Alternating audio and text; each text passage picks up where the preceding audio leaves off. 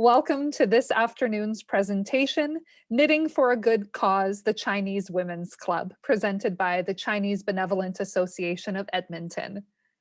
My name is Christina Hardie, and I'm the curator of the Edmonton City as Museum project, which is an initiative of the Edmonton Heritage Council.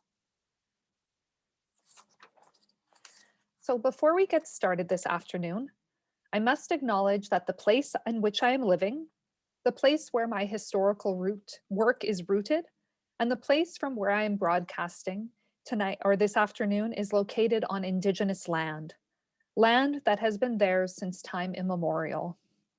I want to acknowledge that I am in Treaty 6 territory and that this place, Amiskwaciwâskahikan, is a traditional meeting ground, gathering place, and traveling route of the Nehiwa, Anishinaabe, Niitsitapi, the Métis, the Dene, and the Nakota Sioux.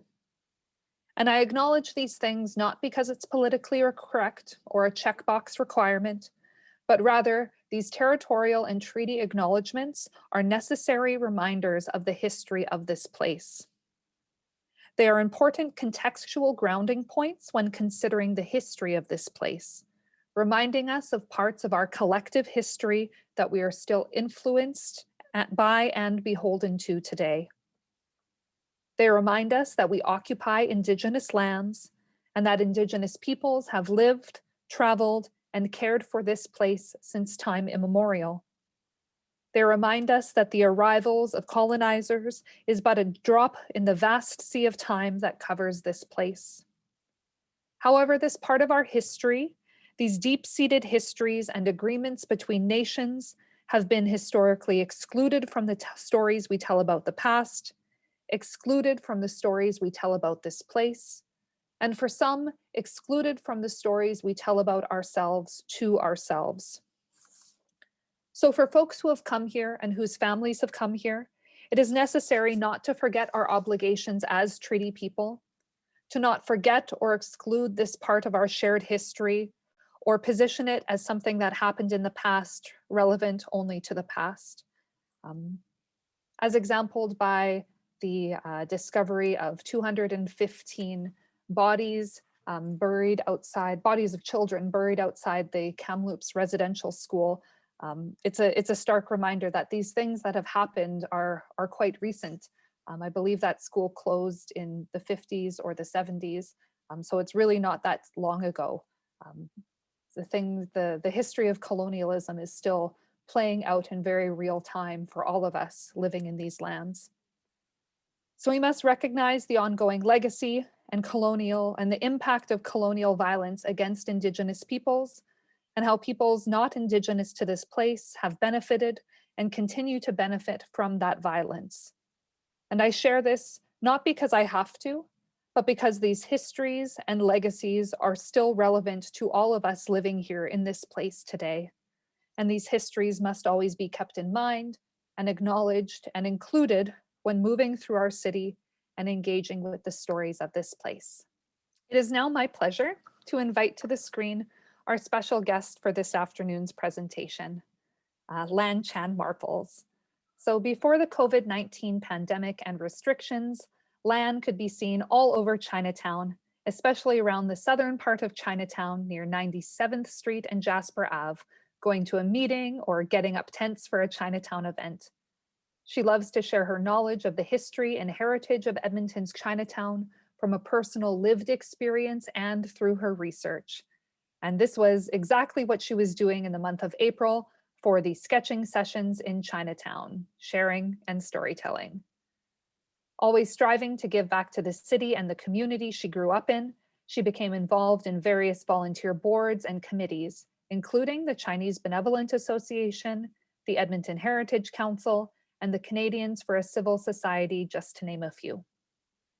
In 2017, when Edmonton's Harbin Gate in Chinatown was dismantled, she was privileged to be a member of the Aya Collective, a small, tight-knit, intergenerational group of artists and community activists working to protect and advance the well-being of Chinatown by raising awareness of the impact of the loss of a built cultural heritage on a community.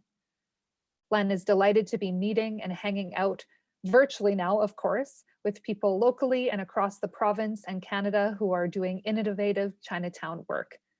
Lan holds a master's degree in intercultural education, and she currently works at the University of Alberta in the Research Services Office. Thank you so much for joining us today, Lan.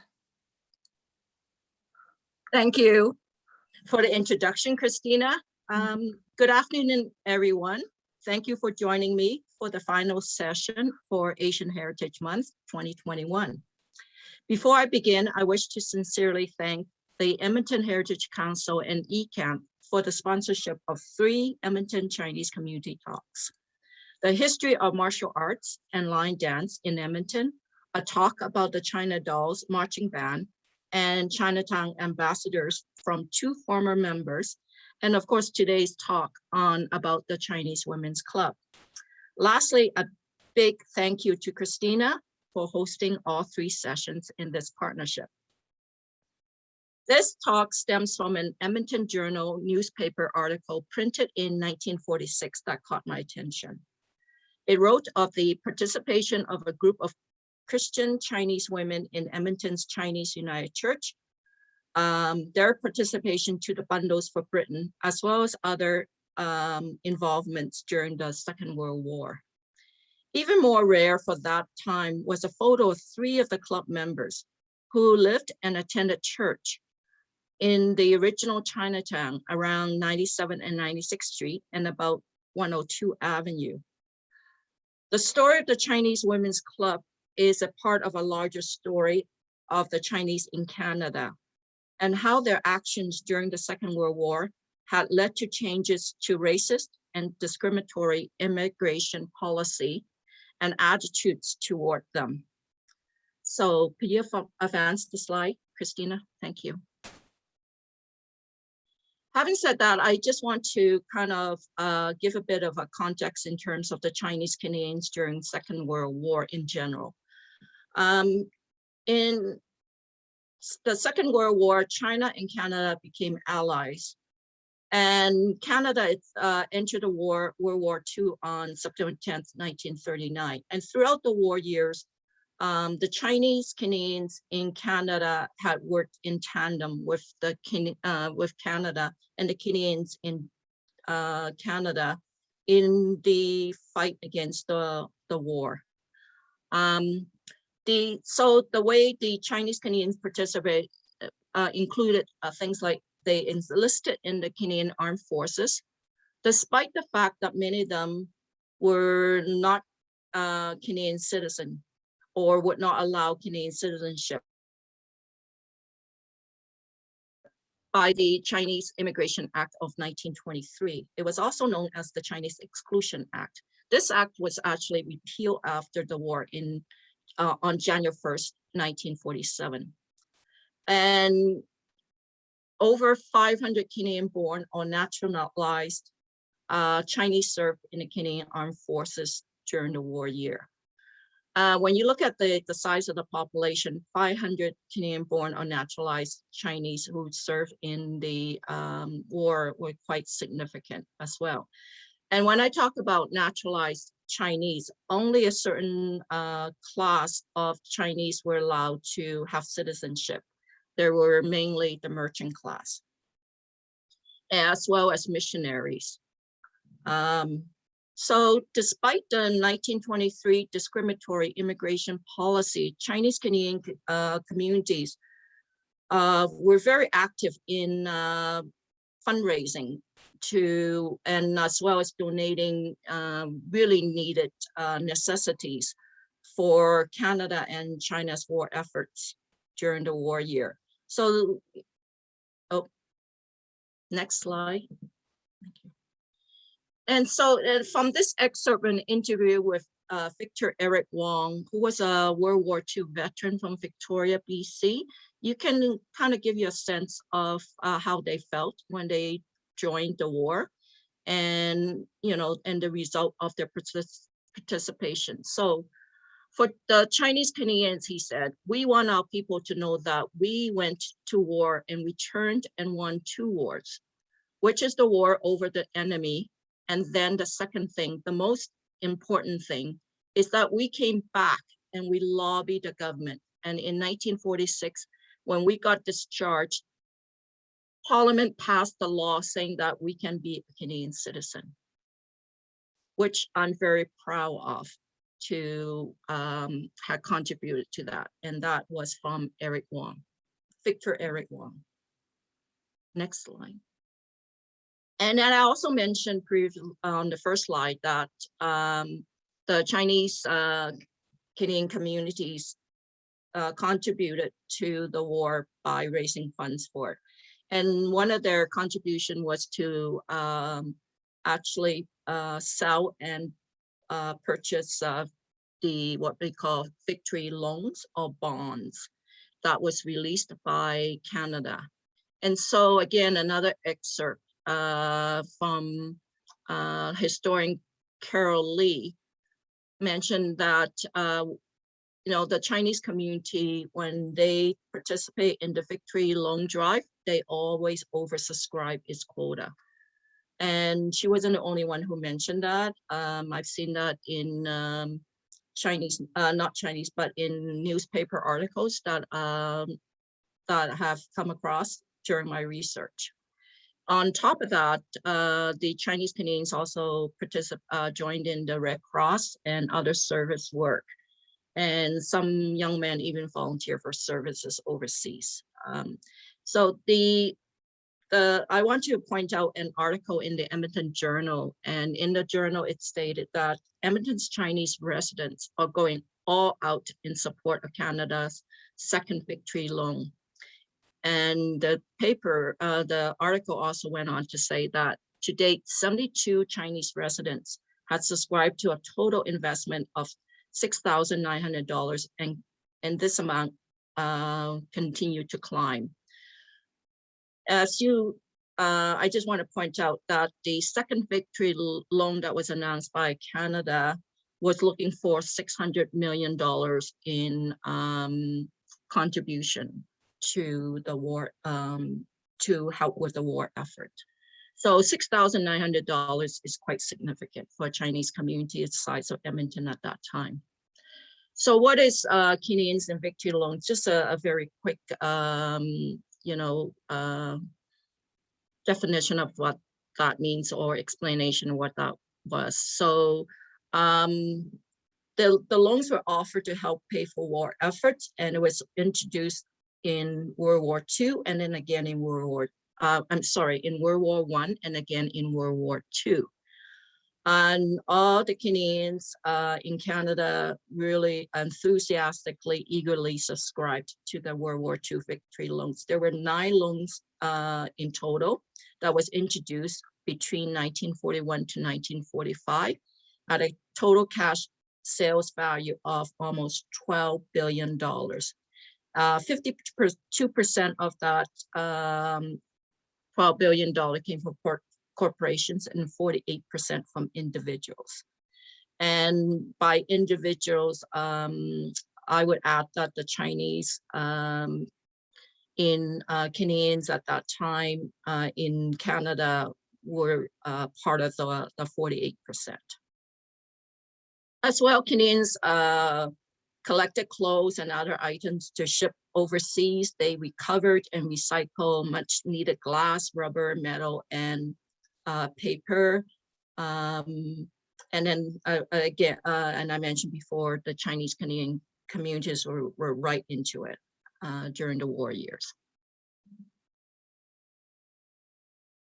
So basically after the war, the Chinese war veterans were allowed to take out citizenship.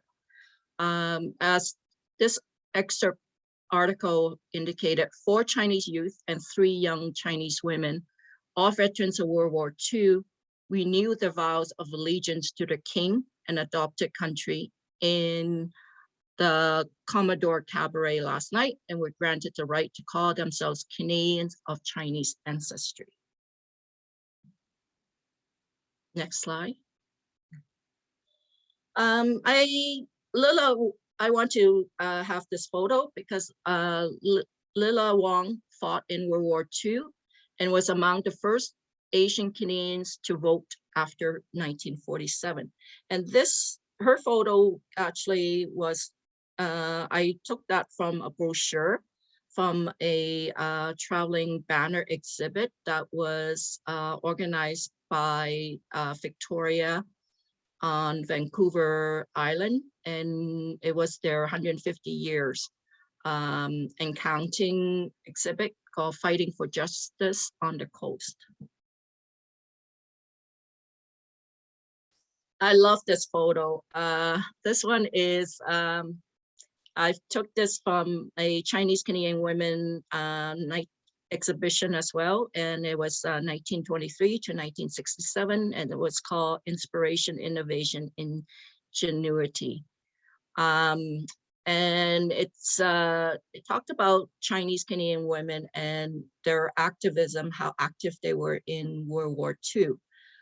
Many of the Chinese Canadian women were involved with the war efforts in numerous ways, and things.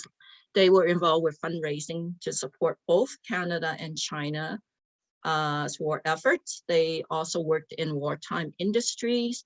They were enlisted in the Canadian Armed Forces, holding non-combat positions.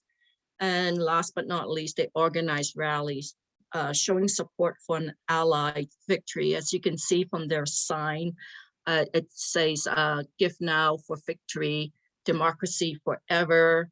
You know, probably the last one about victory bonds is to encourage the Chinese communities to, you know, to buy victory bonds to help with the war effort. So this is actually, there was a mention of, because of the Chinese Canadian women's involvement in the war, the visibility of Chinese Canadian women elevated during the war year and after as well too. And then this cartoon kind of piqued my interest. It says, "Insult erased. Now the Chinese are welcome to the great privilege of being a Canadian." I want to talk about Bundles for Britain, just again, some background history to it.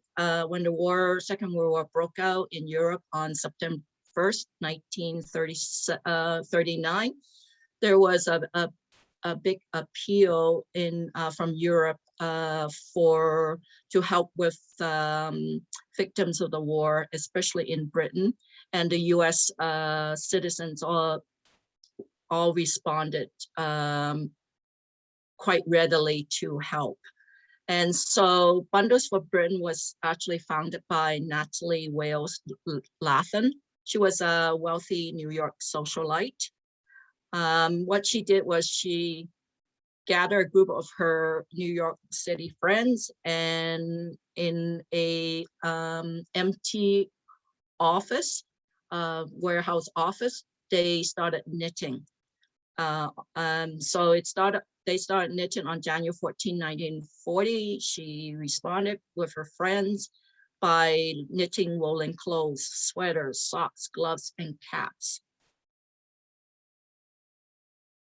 And what they knitted, in fact, one of the articles that I read said that they actually knitted the first 1,000 woolen garments that they would bundle up and ship to the British Isles. And was how Bundles for Britain was born. And the project was so popular that 1.5 million volunteers, mainly women and girls actually, in schools, did the same.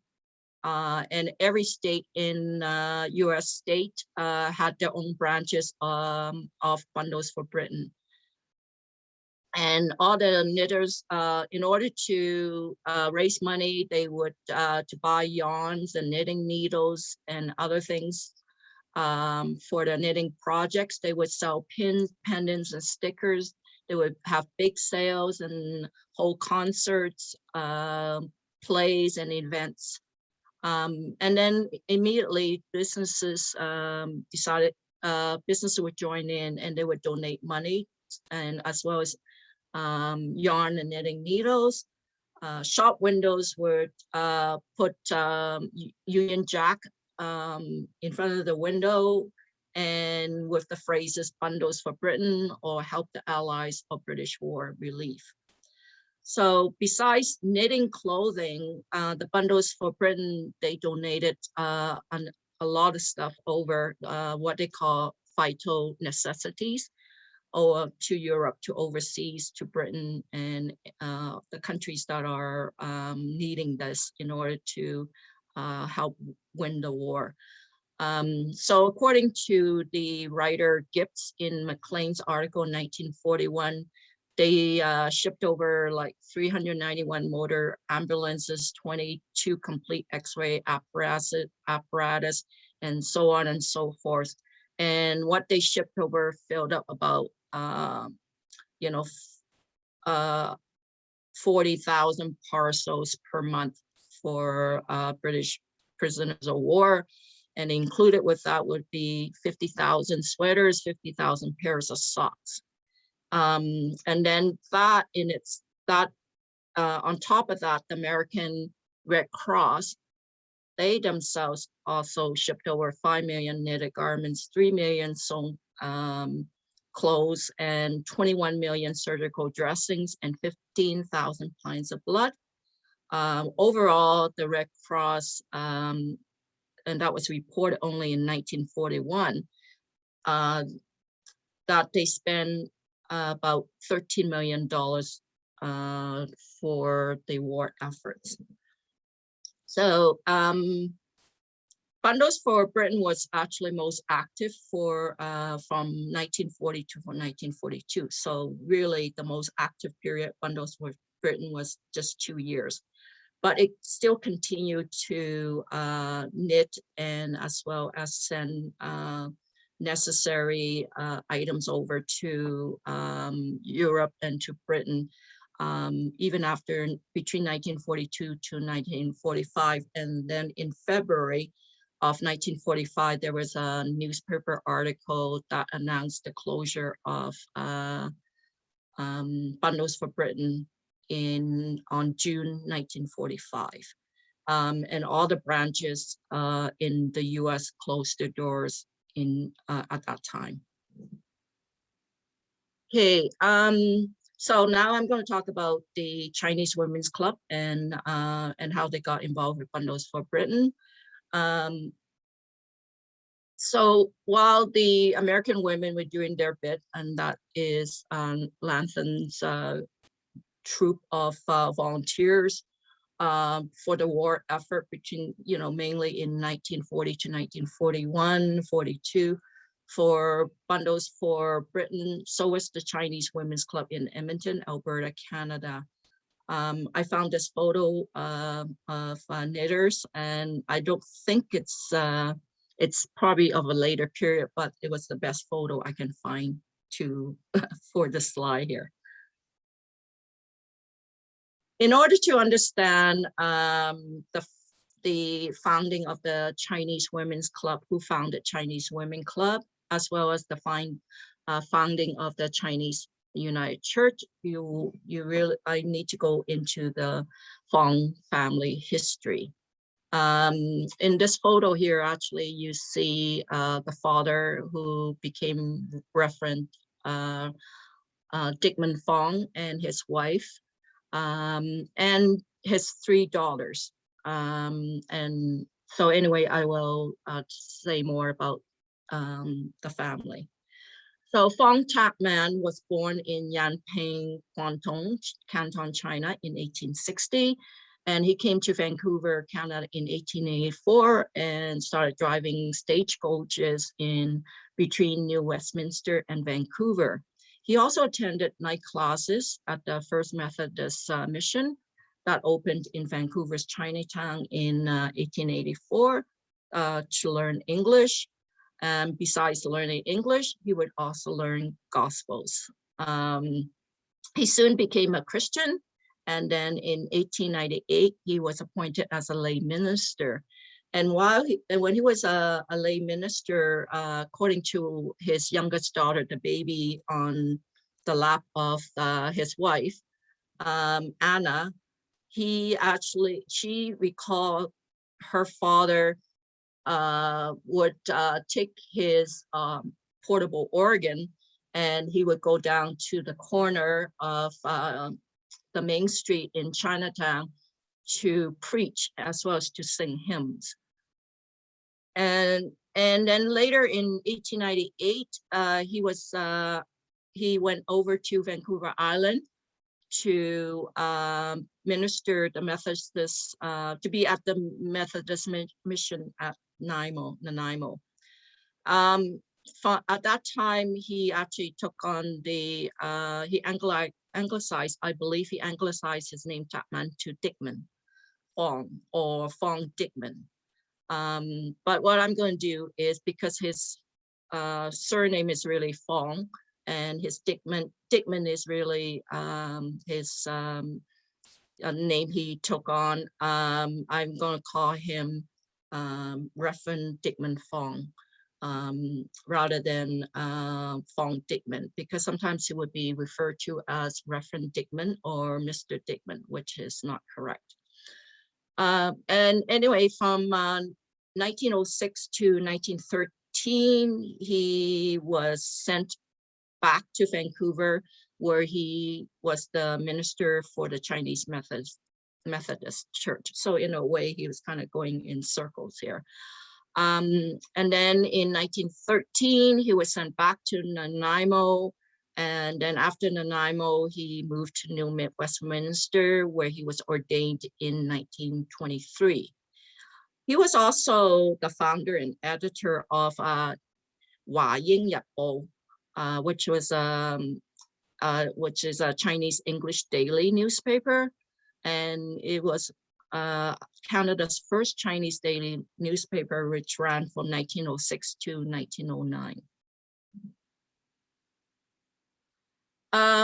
So to continue with the Fong family history, Dickman Fong married in 1899 to Jenny or Jing Chang, who arrived in Canada the previous year. She came from a wealthy family and was educated in Hong Kong in both English and Chinese, and played the piano. She was actually educated in English in a missionary school. So there's that missionary tie to the two people.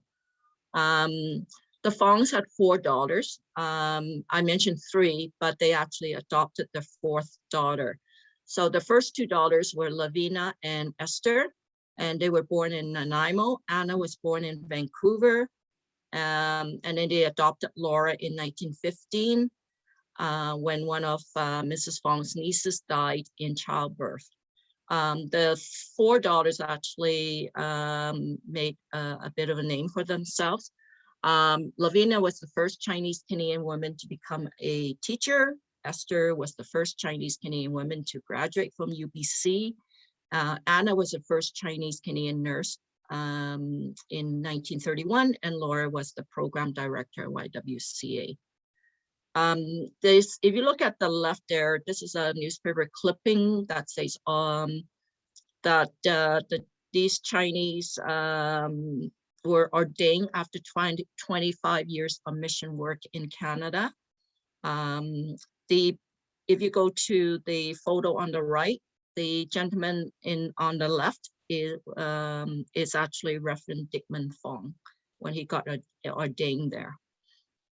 So after then in 1930, Reverend Dickman Fong was actually sent to Edmonton to form a Chinese United Church.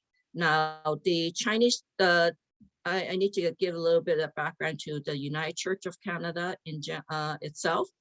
The church was actually inaugurated on June 10th, 1925 in Toronto, and 3 denominations actually came together to form a union, and then thus was the birth of the United Church of Canada.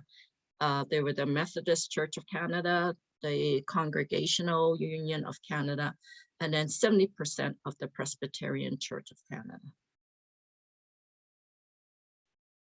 As I mentioned, the Reverend Dickman Fong came to Edmonton in 1930, and he actually conducted church services and Sunday school in his own home until the church were able to rent some spaces on 96th Street in 1932. It didn't really say who he came with. The only daughter was mentioned was Lavina Fong or Lavina Dickman. And I suspect he didn't actually bring all his family members over here. Through my research, some of the, I think one or two daughters were already married, and they probably stayed in Vancouver or on, I suspect they probably just stay in Vancouver. But anyway, Lavinia did come with him. So the Edmonton Chinese United Church was formally established in 1933. It was first as a mission and later as a pastoral church. And then at that time, between 1930 to 1933, during there were 31 Chinese people were baptized. Then a lot of their financial assistance came from the United Church of Canada, and of course the Chinese United Church would hold their services in Chinese and to cater to the Chinese Edmontonians at that time. The Chinese Women's Club was established by Lavina Fong or Lavina Dickman, as she's was called in the newspaper article. And then it's also stated that she was the eldest daughter of Reverend Dickman Fong. After Reverend Dickman Fong retired in 1939, Reverend Lear became the church's minister. And then during Reverend Lear's time, the Chinese United Church was constructed on its current location on 10152 96th Street in Chinatown. This building was actually later on was replaced by a new one, a much more substantial one. Thank you. So the newspaper article I mentioned was written by Helen Ferris, who actually interviewed some of the Chinese women who were members of the Chinese Women's Club on December 7th, 1946. In her byline, she wrote, "One of the most interesting and gifted groups in Edmonton is the Chinese Women's Club of the United Church of Canada. The Chinese Women's Club was organized several years ago by Lavina Dickman, eldest daughter of the late Dr. Fong Dickman, minister of Chinese United Church here. Just to let you know, Reverend Dickman of Fong Dickman, or Dickman Fong, died on April 10th, 1946. The club was to provide Christian Chinese women with some social life in the church through friendly cooperation with Canadians of the same denomination. And this club during World War II actually knitted and donated Afghans and other articles to the Bundles for Britain. And this is where I learned about Bundles for Britain and what the Chinese Women's Club did in support of that. Then some of the Chinese women also did relief work in China and Hong Kong during the war. They returned to Edmonton when the war was over. Among them were Edith Ma, Alice Wong, and Eleanor Wong. So about these three women, because they actually, not only were they active in the Chinese Women's Club, they were also fighting the war or helping the war efforts in China and Hong Kong during Second World War. So Edith Ma was born in Edmonton and went to a mission school in the outskirts of Hong Kong in 1936. And when she was there, war broke out. Edith came back to Edmonton on July 8th, 1941 at the age of 19. She was actually invited, it was several months after she came back. She was invited to be a luncheon guest speaker at the Edmonton Rotary Club in the Madonna Hotel and on China Day. So all the Rotary clubs declared that day China Day in both Canada and United States. And she was one of their invited guest speakers. So she was introduced by Dr. G. Fred Manali, president of the Rotary Club and the Deputy Minister of Education. And so, as you know, Manali High School is was named after him. And interesting enough is Manali High School also has a Chinese bilingual program. With her were Father Charles Ma, who owned a laundry and tailor shop on 97th Street in Edmonton, and several Chinese Benevolent Association executive board members. Gorman Chan was the president, Bing Ma, the English secretary, William Ma, and Jack Chi. Edith, at the Rotary Club, she spoke of her school days in Hong Kong and the war years between China and Japan. She mentioned that students helped in hospitals, in soldiers' homes to look after their families while the soldiers were fighting. And some even helped with organizing guerrilla bands and blowing up bridges and other important places. Some of the female students would make blankets and clothes for the soldiers, as well as teaching younger students in the mission schools. She was very convinced that we must all do our part, both on the battlefront and in the home. And I am firmly convinced of ultimate victory. Helen actually, Ferris news article also mentioned that Edith was the past president of the Chinese Women's Club. And that's quite an undertaking for somebody who is probably in her 20s, mid-20s. So the Alice and Eleanor Wong were the two sisters. So their Canadian-born sisters, Alice Wong and Eleanor Wong, were members of the Chinese Women's Club and good friends of Edith Ma. Alice Wong actually spent 19 years in China and served as the nurse during the Sino-Japanese War. Eleanor Wong had been in China for 3 years and worked as a typist in the Chinese Army. The sisters came back to Canada, to Edmonton on April 7th, 1946.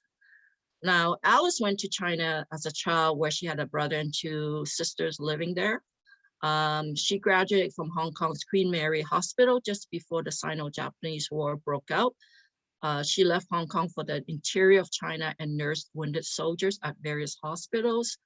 A year and a half later, she was called back to Queen Mary Hospital to nurse civilians. And then 4 months later, she reunited with her sister, Eleanor, who was working in Hong Kong then.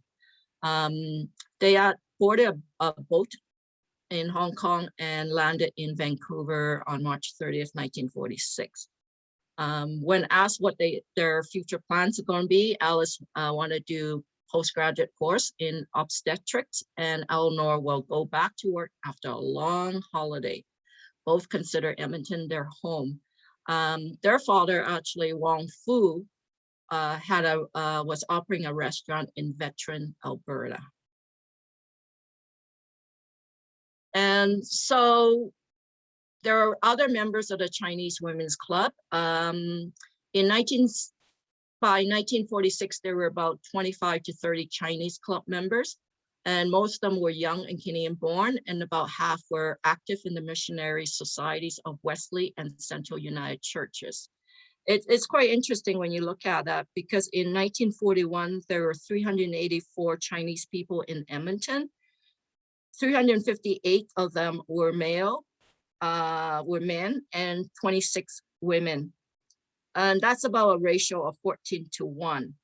And out of that 358, 135 of them were Christian Chinese, and that was reported in 1941. So I suspect that by 1946, the population might not be much more, would be any different or not much different in terms of Chinese women. I don't think it might have grown from 26 females to more, because when you look at 1946, there are 25 to 30 Chinese club members who were Chinese women. So it makes you wonder, you know, I couldn't really find exactly in 1946 how many Chinese women were there. But I know in 1941, there were 26 of them.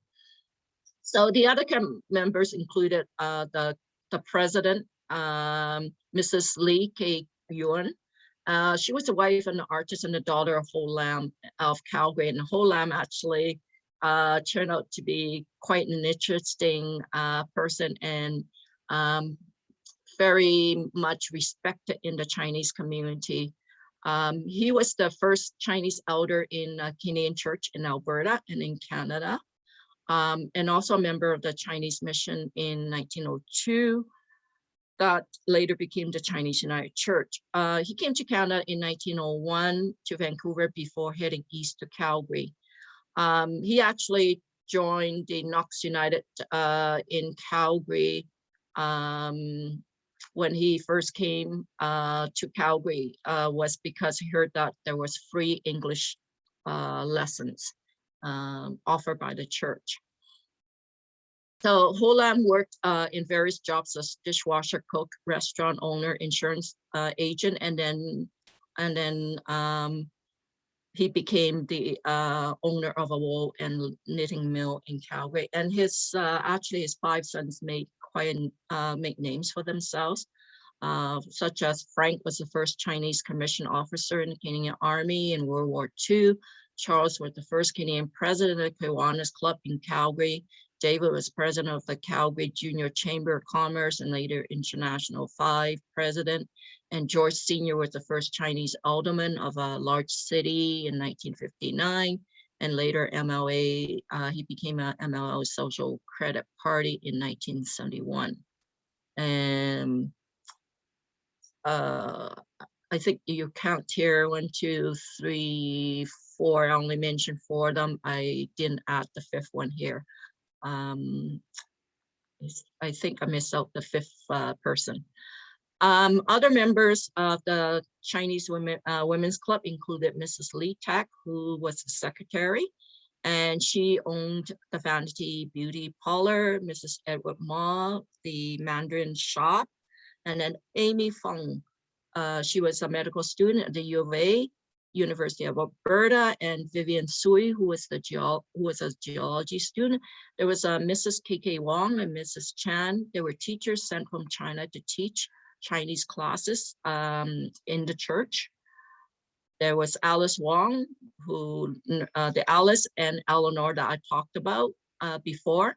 Alice Wong actually was a nurse at the Royal Alexandra Hospital, and Eleanor Wong was a dressmaker. I guess she didn't really take a long leave of absence or rested, or maybe she felt she was rested up, so she became a dressmaker.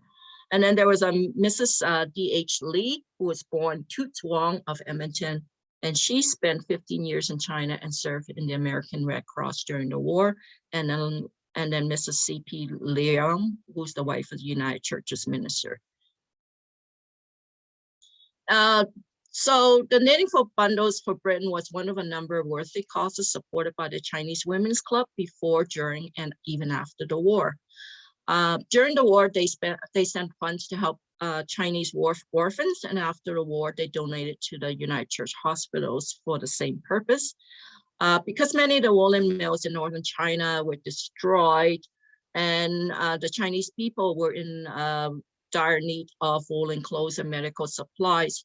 The women, the Chinese Women's Club would pick up their needles and knit it to meet these needs, as well as fundraise for medical supplies. How they raise money is that they do one big fundraising project a year to support their good work. This is usually in the form of a chop suey tea, where they solicit donations from all the Chinese businesses. They also use money they raise to sponsor the Sunday school's annual Christmas party.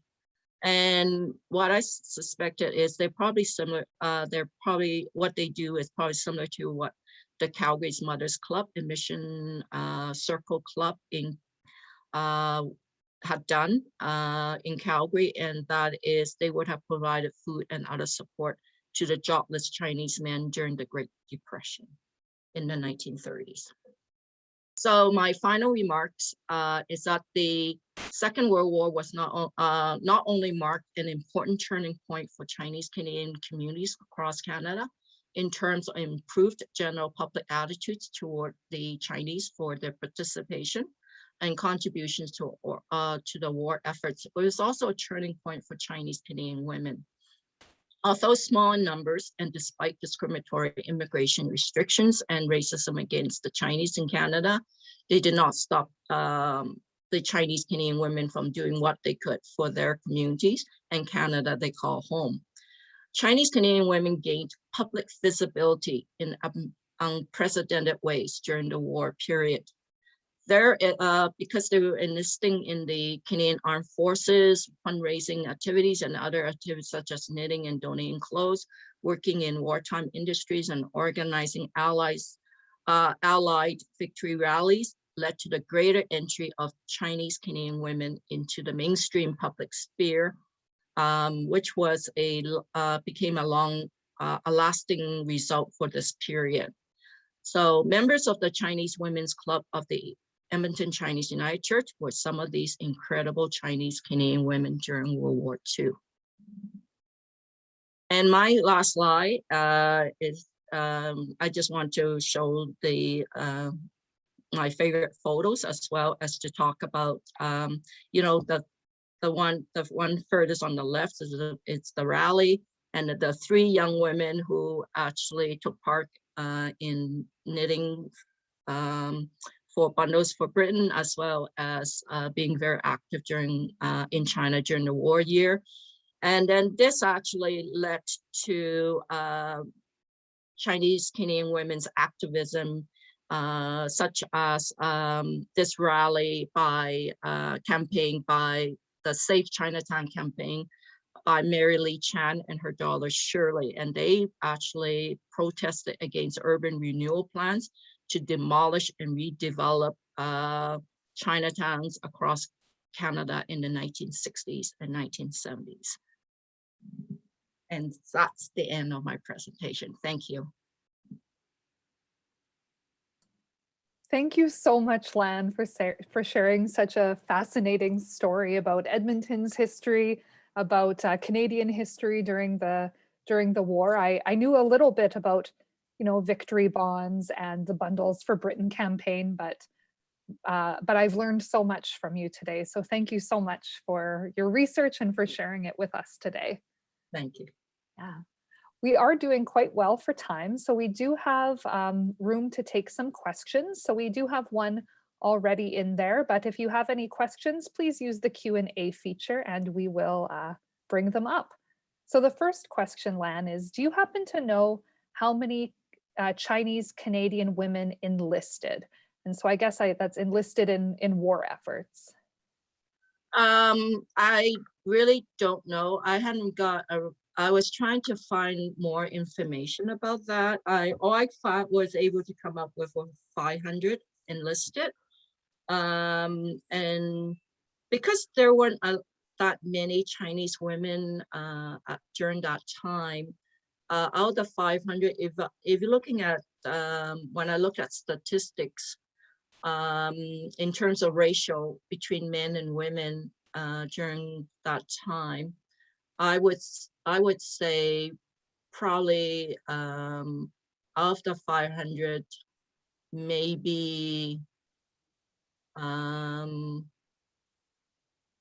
suspect maybe an eighth of that would be Chinese women, at a guess, because I did look at the history of Chinese who enlisted in the war, and they were predominantly men. But I have, and so it made me, and then I have come across women by their names who enlisted as well.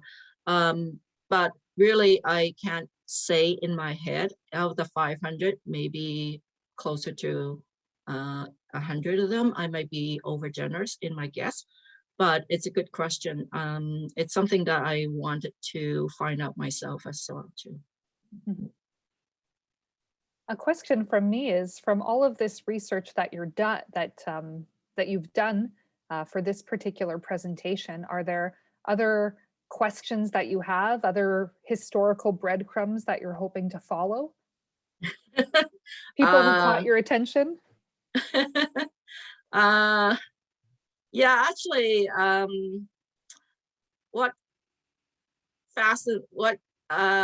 yes, because I've always been very interested in knowing what the Chinese Canadian women were doing historically. I've always been interested in knowing more about their efforts. One of the things, actually, now that that question's been asked, is what caught my other attention is the fact that there were Chinese women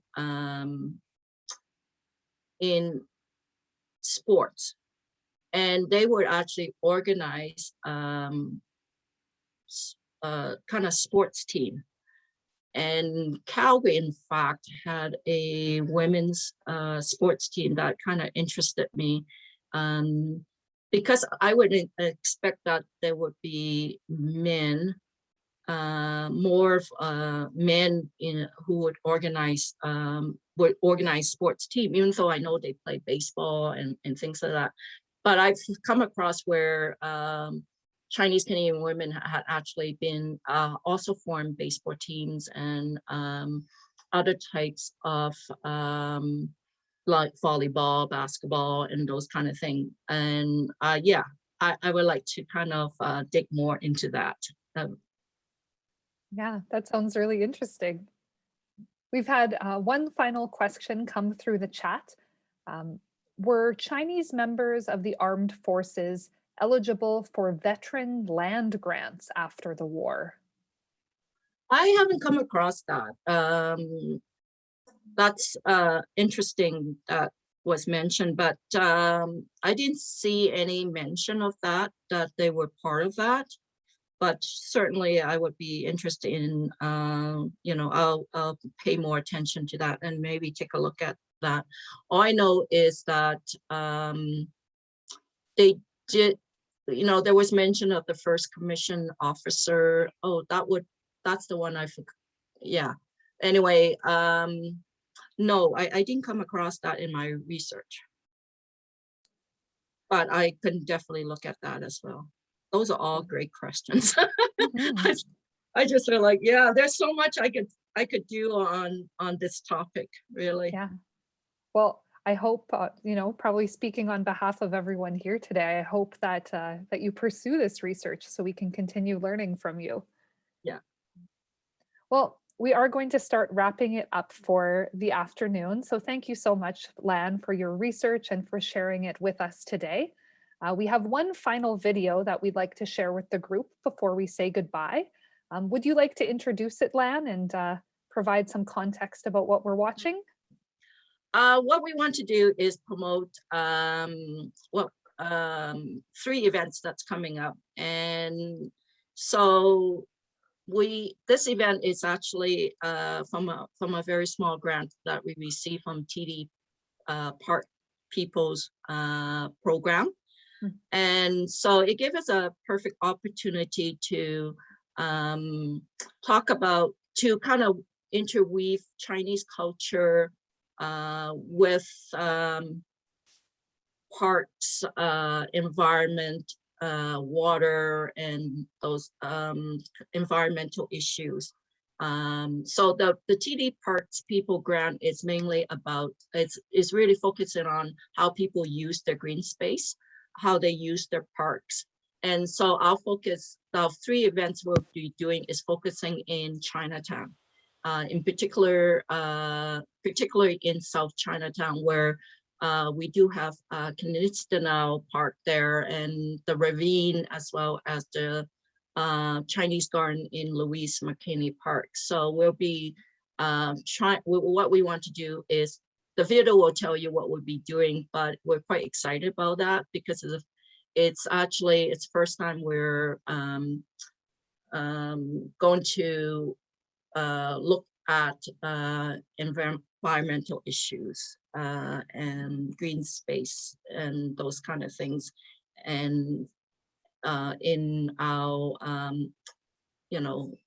our continuing pursuit of telling the Chinatown story. So fantastic.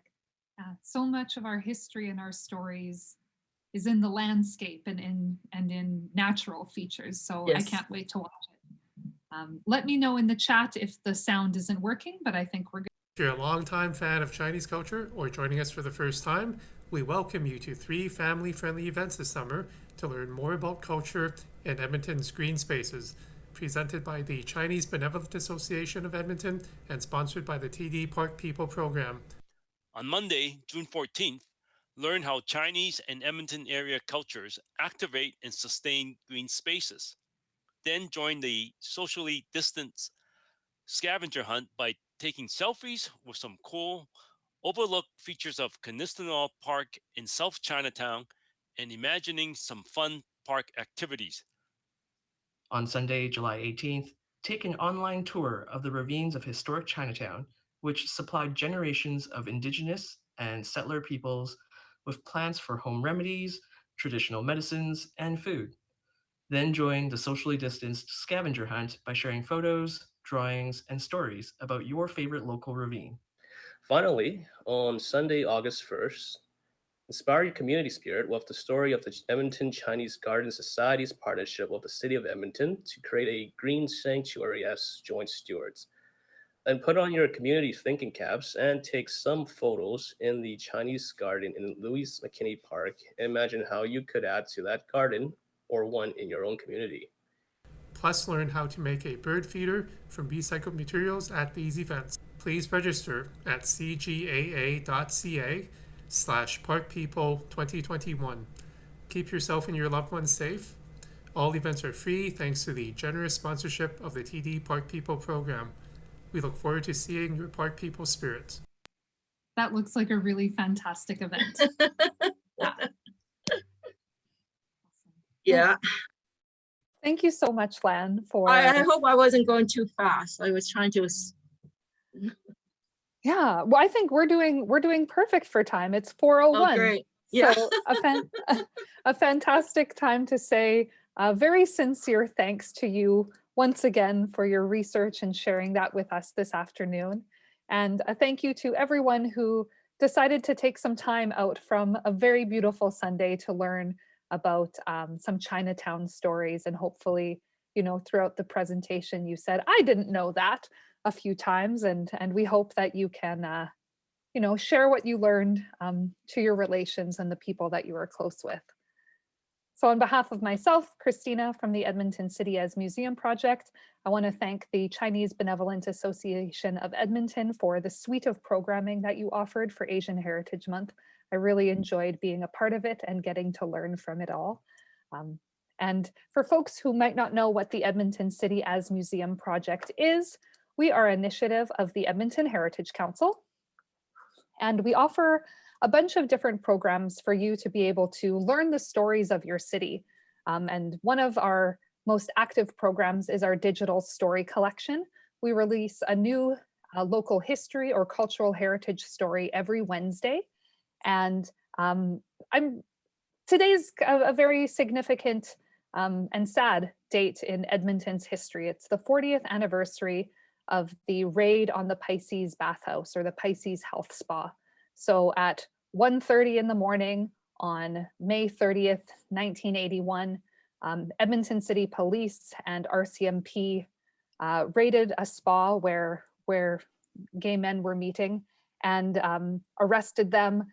There was surveillance for months. There was a big undercover investigation, and these men were taken, loaded into paddy wagons, taken to the courthouse at 5 in the morning, were questioned without offering any legal counsel, and essentially outed in the media. It was a really tragic event that's been really hard for many men to talk about. But I'm really thankful on the 40th anniversary of this event that local playwright, author, and queer historian Darren Hagen has written a series of 5 stories for the Edmonton City as Museum project, looking specifically at 4 of the men who were impacted, and one of them being former city councillor Michael Fair. And this was an event that really spurred his activism and being involved in politics. And so I encourage you folks to learn a bit about this event, you know, what happened in our city 40 years ago, and to check out a lot of the other great works that other organizations are doing in commemoration of this event. So thank you so much for joining us. Thank you very much to the Chinese Benevolent Association for presenting these series of events. And thank you so much to Lan for sharing your knowledge with us today. I hope everyone has a very safe and wonderful weekend. Bye. Take care.